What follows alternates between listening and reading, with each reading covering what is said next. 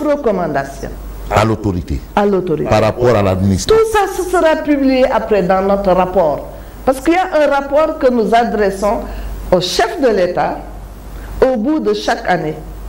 Et nous avons donc 9 recommandations. Je ne vais pas vous donner les 9 recommandations parce que c'est l'entité qui est confidentielle, la totalité. Mais je peux au moins tirer de ces 9 la recommandation suivante. Oui.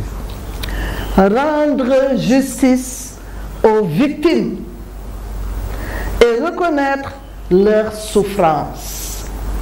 Ça, c'était en mars 2025.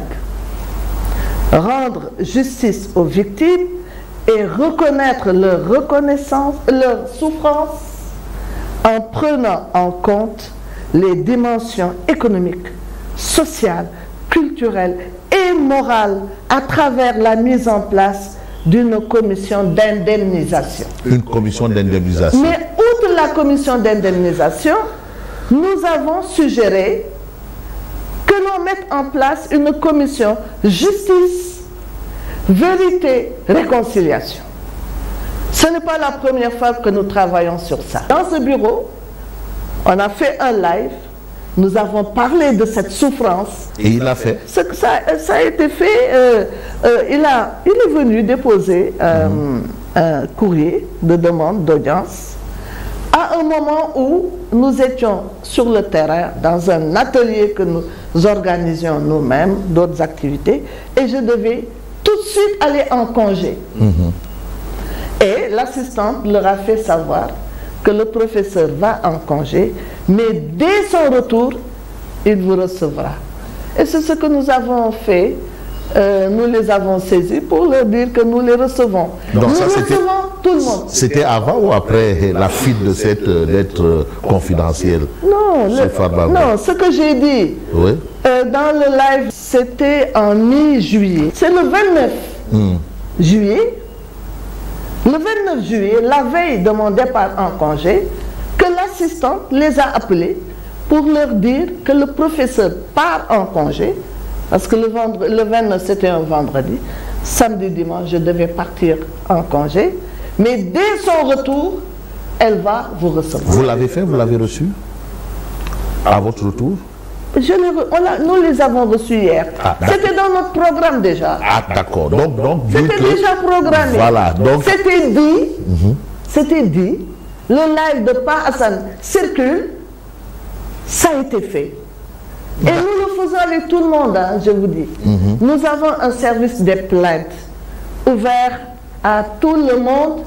Et même la CNDH elle-même, la commission, a un site internet avec une rubrique dépôt de plainte.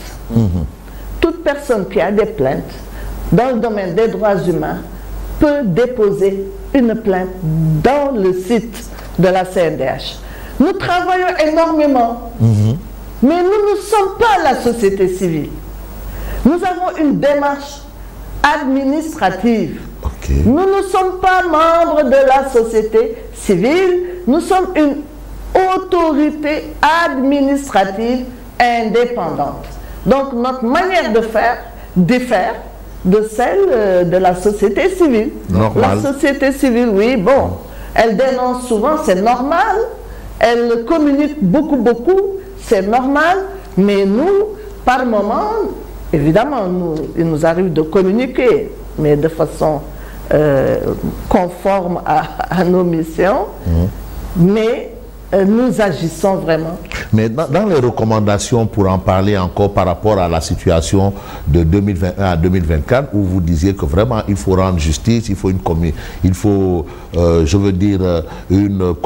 réconciliation et dédommagement, bref, entre autres. Vous pensez que tout ça peut être possible sans l'abrogation de la loi d'amnistie? Alors moi, ne me parlez pas de loi d'amnistie. Ah bon? Oui. La loi est dure, mais c'est la loi. Douralex, c'est de l'excès. Oui, non, de l'abrogation. Vous ne me parlez pas de l'abrogation de la loi d'amnistie. Pourquoi? Oui. Mais parce que tout doit faire l'objet d'une réflexion consensuelle. Nous travaillons avec le gouvernement, avec la société civile et avec l'Assemblée nationale. Ce sont des principes des Nations Unies qui s'appellent Principes de Paris 1993, qui demandent que nous travaillions, que nous soyons en étroite collaboration avec l'Assemblée nationale. Donc nous travaillons avec la commission des lois, avec les députés, sur tout projet ou toute proposition. Donc je ne peux pas m'avancer sur une réforme de la loi d'amnistie tant que nous n'arrivons pas à une décision consensuelle, à une recommandation consensuelle sur cette question. Mais cette recommandation, est-ce qu'elle n'est pas freinée justement par cette loi d'amnistie? En tout cas, ce que je veux vous dire, c'est que ce n'est pas comme ça que nous réagissons. Nous ne réagissons pas à la Fabrice Nguema. J'ai dit à Fabrice que c'est de façon... Nous organisons des ateliers de réflexion, c'est ça, avec tous les acteurs qui peuvent apporter leur contribution. Et c'est sur cette base que nous pouvons donner une position éclairée. Pour ce qui est de la loi interprétative, nous l'avions fait. Oui, vous aviez pris position. Oui, c'était un atelier de réflexion. Oui. Avec des acteurs venant du gouvernement, surtout du Parlement, des parlements, des universités, de la société civile, des syndicats, pour arriver à la conclusion qu'il fallait peut-être être prudent dans un premier temps, mieux réfléchir et au besoin demander conseil au Conseil constitutionnel. Mais vous n'avez pas été entendu. En tout cas, la loi a été votée. Et vous n'avez pas été entendu à l'époque. Oui, mais peut-être que à leur corps défendant, c'était un peu tard. Ils avaient déjà lancé le programme de vote de la loi, mais j'ai beaucoup regretté que le Conseil constitutionnel n'ait pas été interrogé avant le débat sur le vote de la loi à l'Assemblée nationale. Finalement, l'histoire vous a donné raison. C'est ça aussi. Mais vous savez, nous... J'adore l'élégance intellectuelle du professeur titulaire, de chair, de classe exceptionnelle.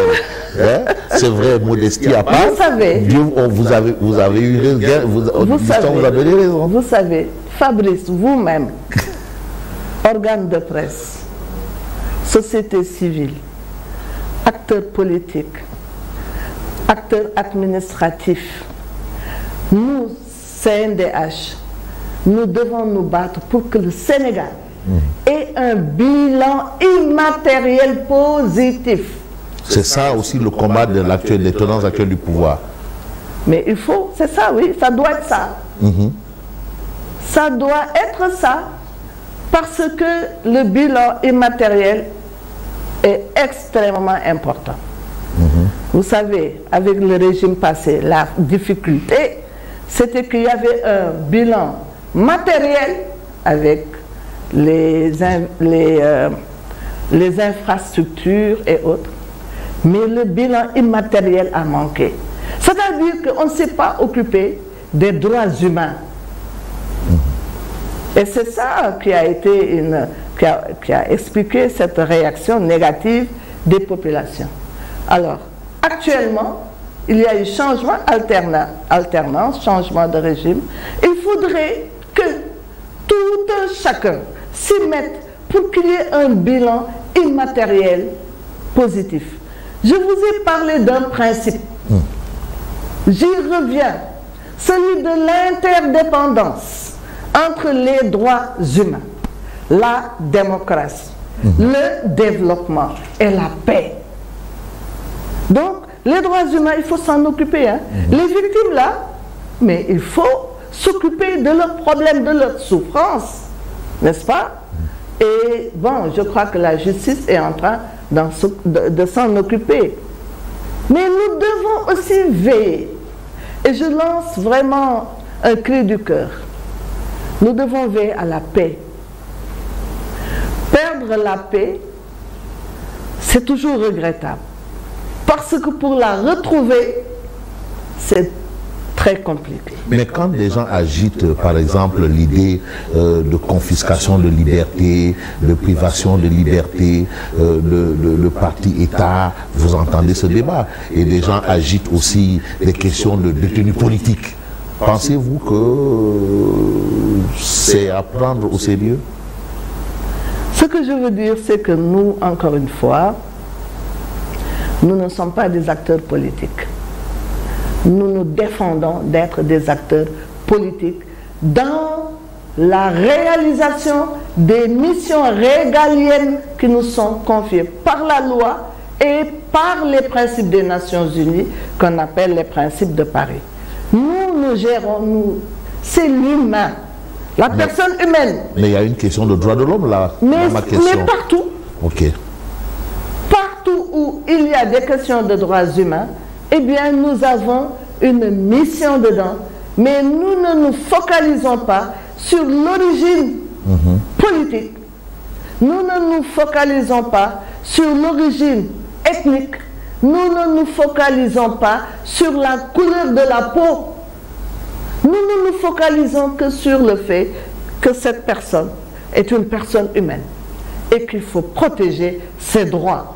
C'est ça les droits humains. Des droits qui nous sont conférés par Dieu. C'est Dieu qui a créé l'humain et qui lui donne des droits. Même le droit à un environnement sain. Vous voyez les arbres à côté, Dieu nous les a donnés pour que nous puissions vivre. Le droit à l'environnement. Dieu ne veut pas qu'on porte atteinte à notre intégrité corporelle par des violences.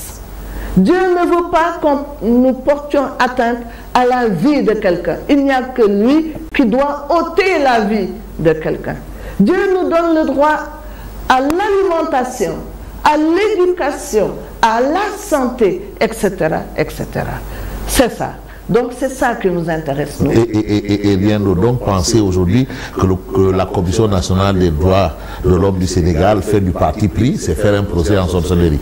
Mais bien sûr, ça c'est inimaginable. Vous savez, je suis dans les droits humains. J'ai enseigné les droits humains. J'ai été la directrice de la formation de l'Institut des droits de l'homme et de la paix pendant 10 ans. J'enseigne dans le monde entier les droits humains. J'ai été la directrice générale de cet institut, n'est-ce pas? Pendant 10 ans, 20 ans, toujours dans les droits humains. Je sens les droits humains, je vis les droits humains. Je ne peux pas avoir un sens du parti pris parce que je ne mériterai pas la place où je suis. Et j'y tiens, parce que je tiens à la dignité de la personne humaine et je tiens à ma propre dignité. Vous voyez? Une pause et nous revenons dans une poignée.